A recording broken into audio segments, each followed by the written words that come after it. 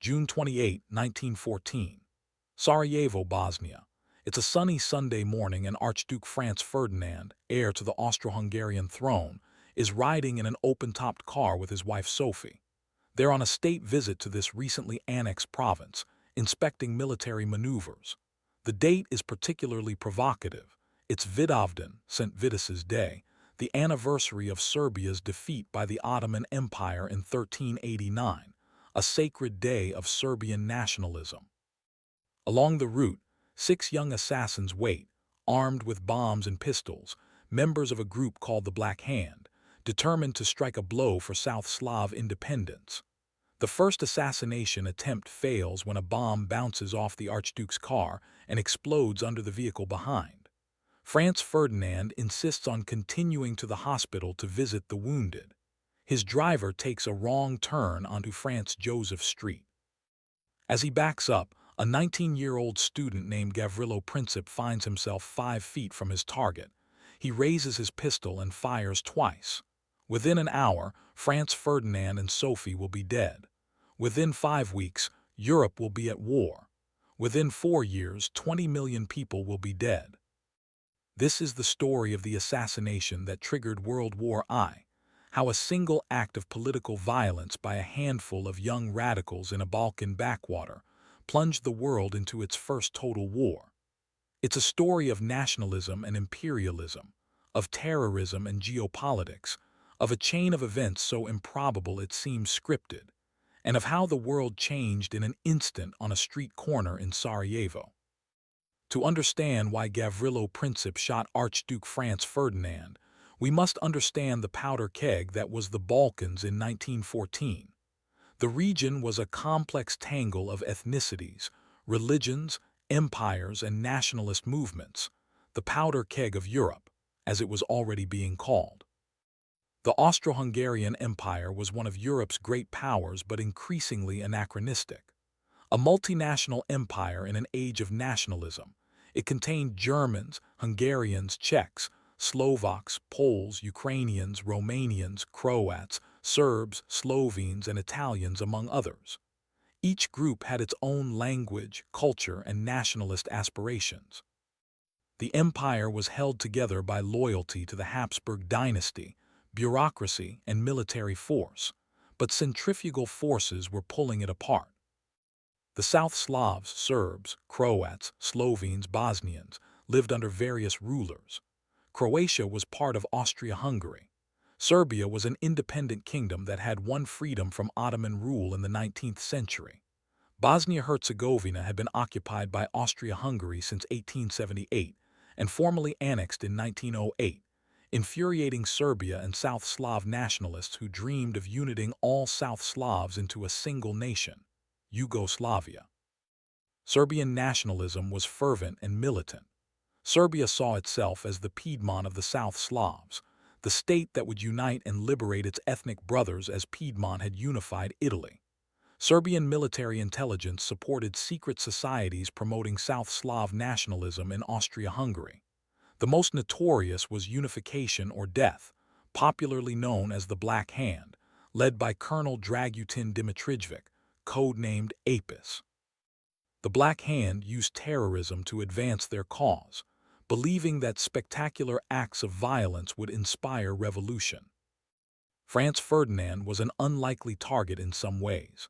As heir presumptive to Emperor Franz Joseph, he had progressive views compared to the conservative Austrian establishment. He understood the empire needed reform to survive. His solution was trialism, transforming the dual monarchy, Austria-Hungary, into a triple monarchy by giving South Slavs equal status with Germans and Hungarians. This would satisfy South Slav aspirations while keeping them within the empire. But to Serbian nationalists, trialism was a threat. If South Slavs were content within a reformed Austria-Hungary, they wouldn't seek union with Serbia. Franz Ferdinand's reforms might actually succeed where repression had failed. Therefore, paradoxically, the relatively liberal heir was more dangerous to Serbian ambitions than reactionary conservatives. Franz Ferdinand also had personal reasons to visit Bosnia. He wanted to demonstrate that the province was successfully integrated into the empire. He was inspecting military maneuvers demonstrating Habsburg military strength, and he brought his wife Sophie, a significant gesture. Sophie was a Czech countess, considered insufficiently aristocratic for a Habsburg heir. Their marriage was morganatic. She couldn't share his titles or sit beside him at state functions. But in Bosnia, away from Vienna's rigid protocol, she could appear as his equal. The visit was partly a romantic gesture, Franz Ferdinand showing his beloved wife the respect she was denied at home. The decision to visit on Vidovdan was spectacularly insensitive. This date commemorated the 1389 Battle of Kosovo, where Serbia fell to Ottoman conquest. It was sacred to Serbian national identity, a day of martyrdom and remembered glory. For the Austrian heir to parade through a South Slav city on this date was a deliberate provocation or stunning ignorance. Either way, it inflamed nationalist passions. Security for the visit was remarkably lax. Sarajevo's police chief had only 120 officers for a city of 50,000. No soldiers lined the streets. The Archduke's open-topped car moved slowly through crowds. The route was published in advance. Intelligence about potential threats was ignored or dismissed. Later, conspiracy theories would suggest elements within Austria-Hungary wanted Franz Ferdinand dead. His progressive views made him enemies, but more likely it was simple complacency and poor planning. The Black Hand decided to assassinate Franz Ferdinand weeks before the visit. Apis supplied weapons, 4 pistols and 6 bombs, obtained from Serbian military arsenals. He recruited 6 young Bosnian Serbs, all under 20, most suffering from tuberculosis, giving them a fatalistic attitude. They'd die soon anyway, why not as martyrs? The conspirators were Gavrilo Princip, Nedeljko Chabranovic, Trifko Grabaj, Vaso Chubrilovic, Cvijetko Popovic, and Muhamed Mehmed Bashik. These young men weren't hardened terrorists but students and apprentices, intellectuals influenced by anarchist and nationalist literature. They saw themselves as idealists striking a blow against tyranny. Princip, the eventual assassin, was 19, slight, sickly with tuberculosis, and shy. He'd grown up poor in a remote Bosnian village, won a scholarship to Sarajevo, and become radicalized by nationalist ideas. He saw assassination as liberation, freeing Bosnia from imperial oppression. The conspirators smuggled weapons from Serbia into Bosnia with help from Serbian border guards, evidence of official Serbian complicity, though whether Serbia's civilian government knew is disputed. They positioned themselves along the Archduke's route on June 28, each with a bomb and pistol, spaced to ensure multiple opportunities. The motorcade departed Sarajevo's railway station at 10 a.m. Franz Ferdinand and Sophie sat in the back seat of a Graf and stiffed convertible. 4 other cars carried officials and security. Crowds lined the Apel Quay along the Miljacka River, the route to City Hall. The first conspirator, Muhamed Mehmed Bashik, lost his nerve and didn't act. The motorcade passed him without incident. At 10:15 a.m., the cars passed Nedeljko Chabranovic. He pulled out his bomb, a Serbian grenade with a percussion cap activated by striking it, hit it against a lamppost to arm it, and threw it at Franz Ferdinand's car. The driver accelerated. The bomb bounced off the folded convertible roof and rolled under the following car, exploding as it passed. Shrapnel wounded several officers and spectators. Chabranovic swallowed a cyanide pill and jumped into the river. The cyanide was old and only made him vomit. The river was 4 inches deep. Police pulled him out and arrested him. Franz Ferdinand was furious but unharmed. The motorcade sped to City Hall for the scheduled reception. The other conspirators, confused by the explosion and rapid departure, didn't act. At City Hall, Franz Ferdinand berated Sarajevo's mayor. "Mr. Mayor, one comes here for a visit and is received by bombs. It is outrageous." But he composed himself for the reception, gave his prepared speech, and discussed next steps. Here fate intervened. Franz Ferdinand insisted on visiting the wounded officers in the hospital. His security chief objected, too dangerous, route not secured. But Franz Ferdinand was determined. Sophie would go with him. They'd skip the rest of the planned route and go directly to the hospital via Appel Quay, the main avenue. This should have been safer. The route wasn't published. But nobody told the drivers. General Oskar Podirek, the governor of Bosnia sitting in the front seat, assumed they knew.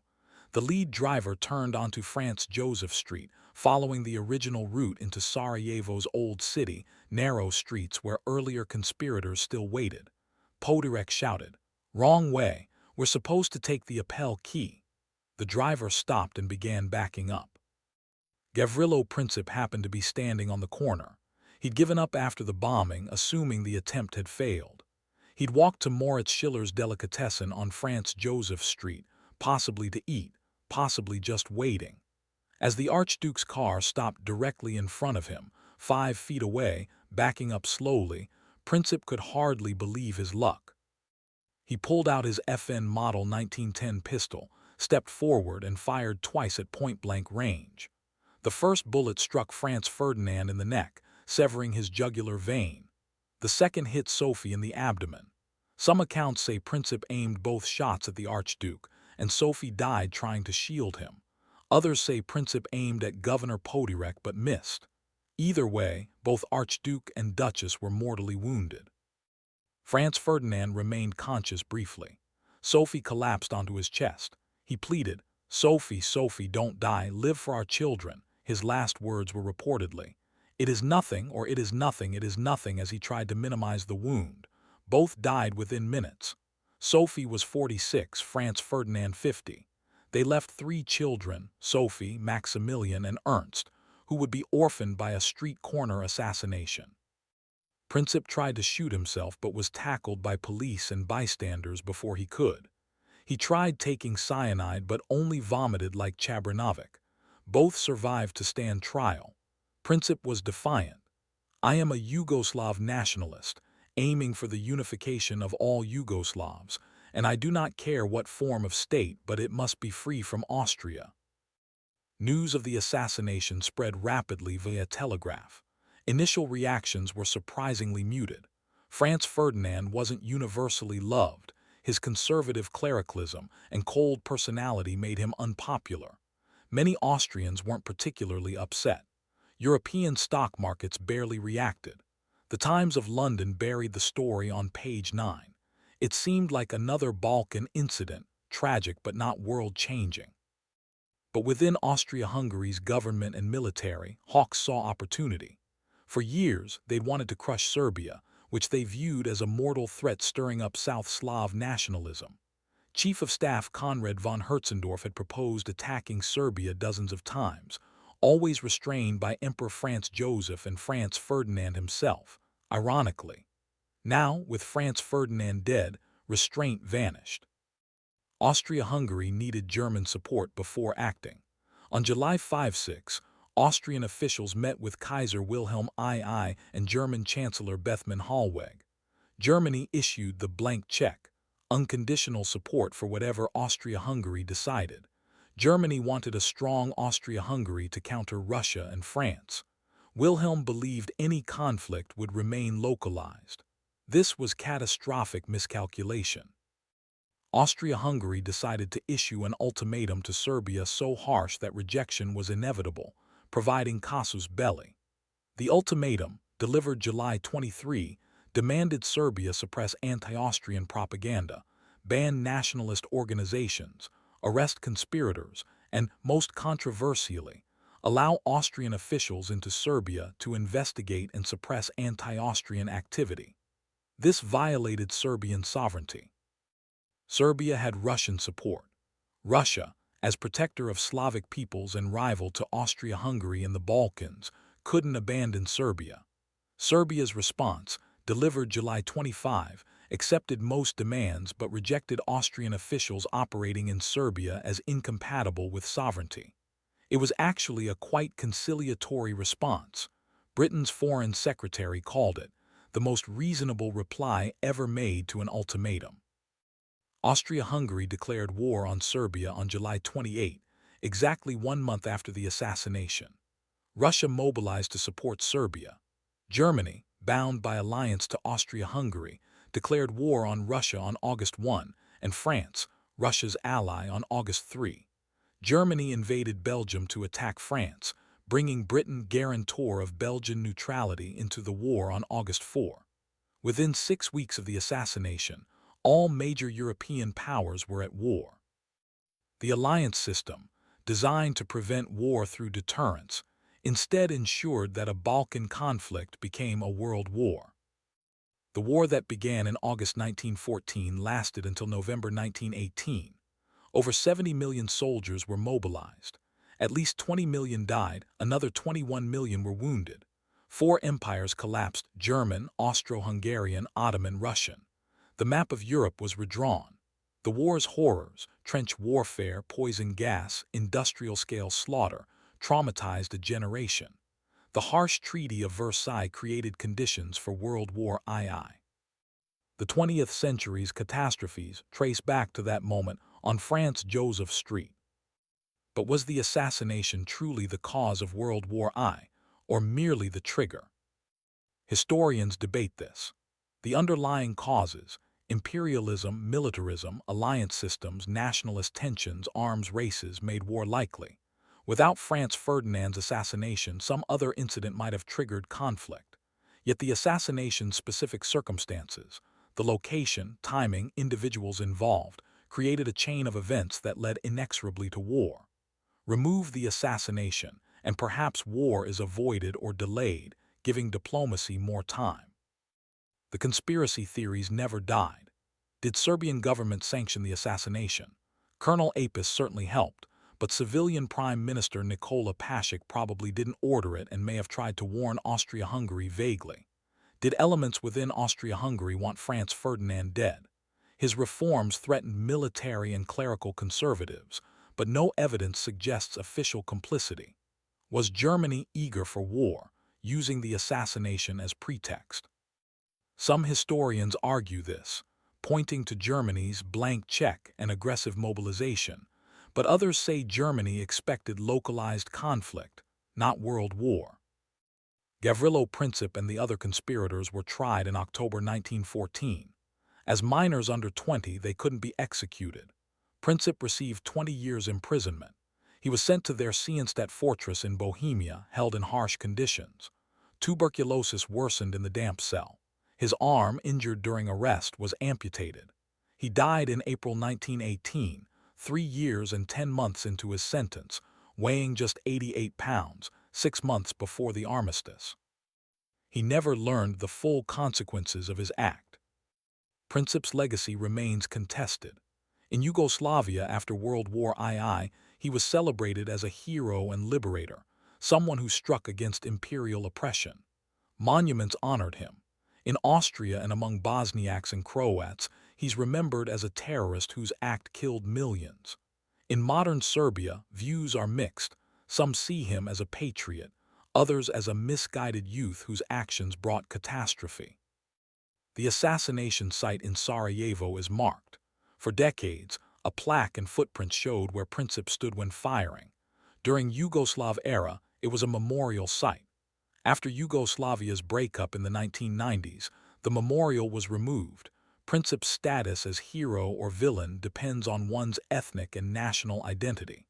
In 2014, on the centenary, a new museum opened with more balanced interpretation. The Latin Bridge, where the assassination occurred, still spans the Miljacka River. Moritz Schiller's delicatessen building still stands.